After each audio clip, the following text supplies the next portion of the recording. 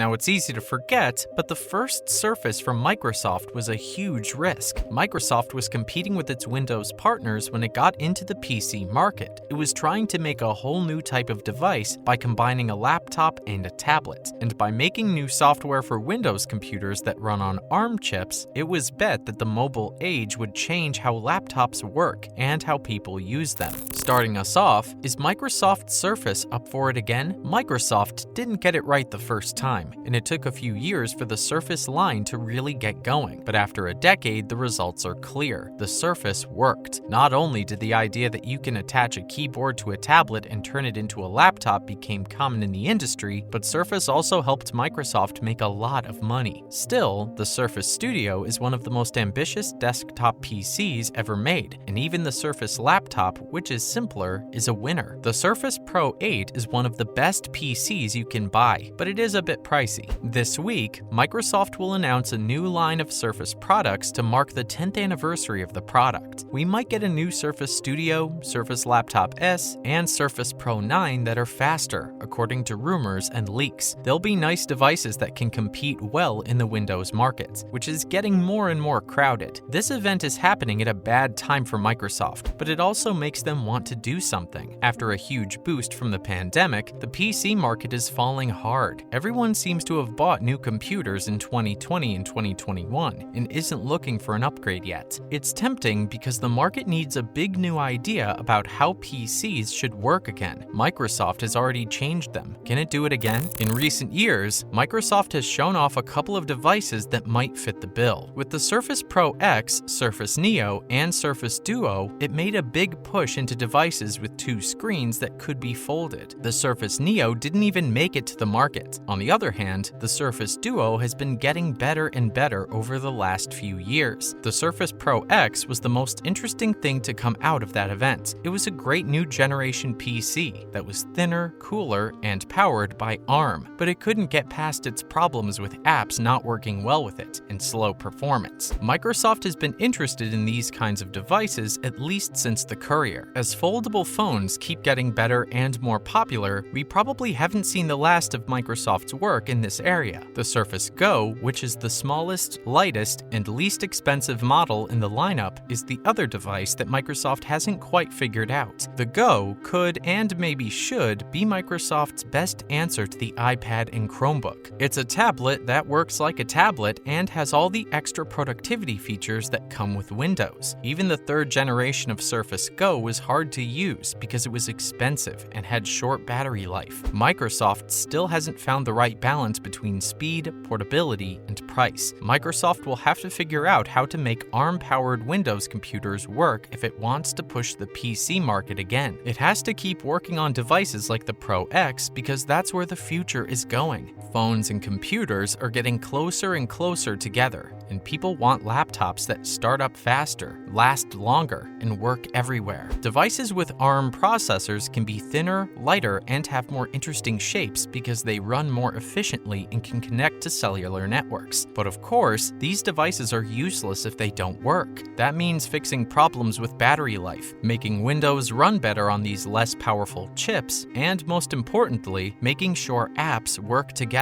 This is obviously not lost on Microsoft. It's just that the company hasn't done it very well. The company has been working for years on different Windows on ARM projects, like making a version of Visual Studio that works on ARM systems, and the Project Volterra developer kit that lets developers test their apps on ARM systems. Microsoft has also tried many times to make a lighter version of Windows. First, it was Windows RT, and then it was Windows 10X, but neither could succeed without a better app ecosystem. Windows 11 added some of that lightness to the operating system as a whole, and the latest update to the OS makes things even better. The Windows Store is also getting bigger. When it comes to ease of use and efficiency, Windows is nothing like iPadOS or Chrome Chrome OS, but Microsoft is moving in the right direction here. Microsoft needs to make a true flagship ARM device, which is something the market has wanted for years. The one that gets it right, balancing performance with battery life and making it clear that the age of the ultra-mobile, ultra-functional PC is here. That would get app developers to make their apps work on those devices, get manufacturers to invest in ARM devices, and get laptop users to rethink how they use their laptops. Hard to say if the hardware, software, or chips are ready to make that jump, but things are going in that direction. This is where Microsoft needs to go if it wants the second decade of Surface to be even bigger and more important than the first. And what if that thing had 2 screens or folded in a cool new way?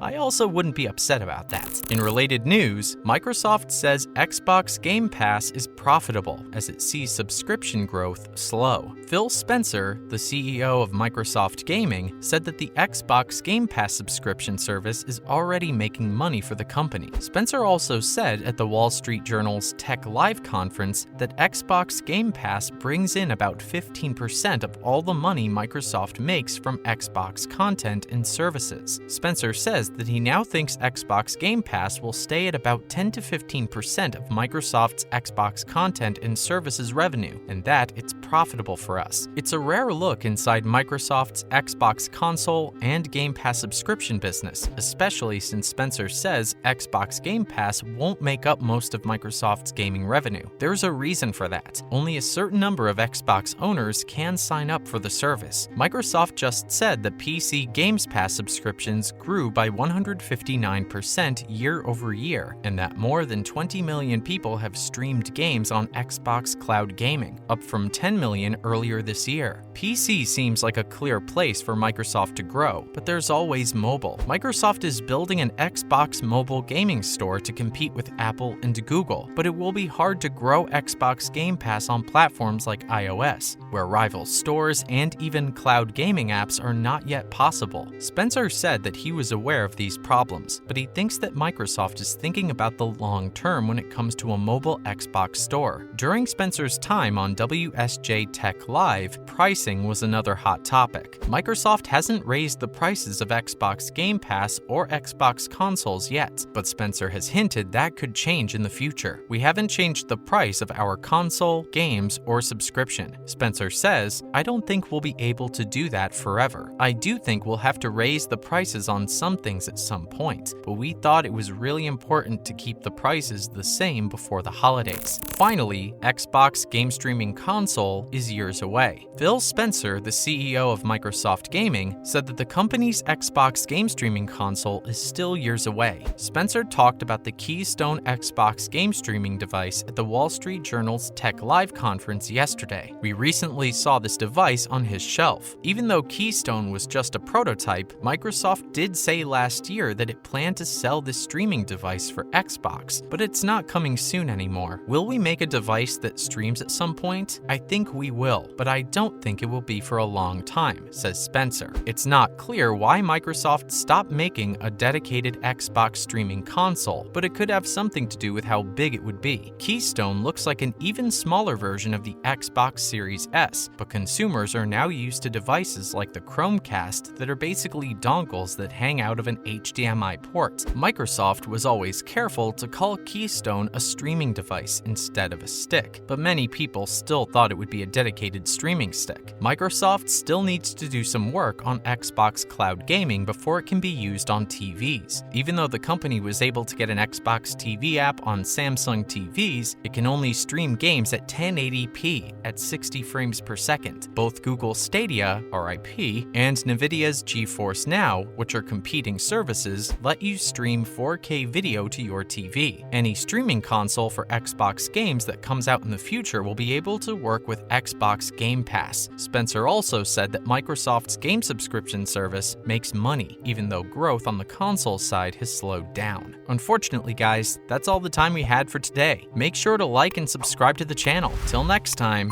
cheers!